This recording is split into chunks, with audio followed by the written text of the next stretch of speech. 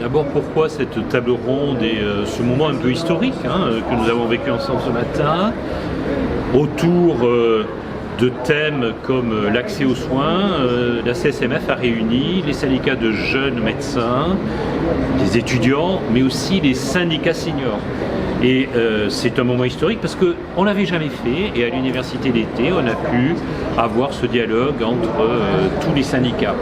Parce que le métier de médecin est attaqué de toutes parts, par d'autres professionnels de santé, par les GAFA, par les financiers, les assureurs, parce que nous avons des défis à relever tous ensemble, en particulier sur l'accès aux soins et répondre aux demandes de la population française, accéder à un médecin traitant, accéder à un médecin spécialiste dans des délais raisonnables. Et ça, nous ne pourrons le résoudre que tous ensemble, des plus jeunes aux plus anciens, quelle que soit leur sensibilité. Je suis persuadé que nous pouvons sauver le métier de médecin, redonner du pouvoir aux médecins pour qu'ils répondent mieux à ces défis, à condition que nous tracions des lignes tous ensemble.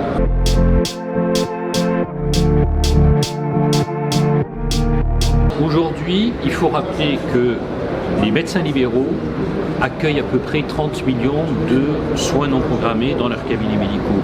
Les urgences hospitalières, 21 millions. On nous demande de faire plus, on est déjà débordé, on est déjà surchargé. Ça veut dire qu'il faut réorganiser l'ensemble du système d'accès à des soins non programmés, à des urgences ressenties ou à des urgences vitales. Les médecins libéraux peuvent y prendre toute leur place, mais il faut les accompagner pour mieux s'organiser et valoriser cet engagement qu'ils ont au quotidien pour répondre à ces besoins de la population. Nous y sommes prêts, mais aidez-nous. Et c'est ce que j'ai dit à la ministre. Aidez-nous, c'est ce que j'ai dit à Nicolas Revel pour la CNAM. Il faut effectivement que les soins non programmés soient valorisés, parce que sinon les médecins libéraux, qui font déjà beaucoup, auront du mal à faire plus.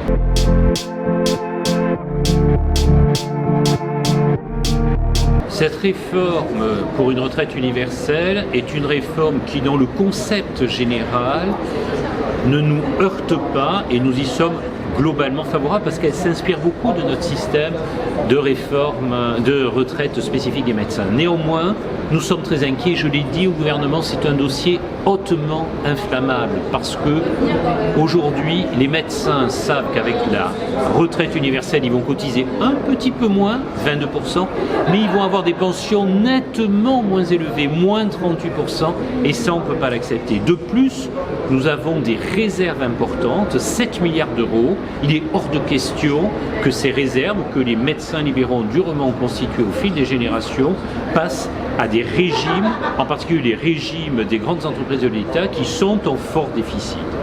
Le troisième point, c'est la place de la gouvernance demain pour les médecins libéraux dans cette retraite universelle. Et effectivement, nous sommes prêts à négocier. Nous allons participer à la séance de négociation qui s'ouvre et à la séquence qui s'ouvre maintenant. Mais attention, je le dis au gouvernement, respectez nos spécificités. Et nous sommes prêts à nous engager pour essayer de faire évoluer ce dispositif et qui corresponde à nos attentes.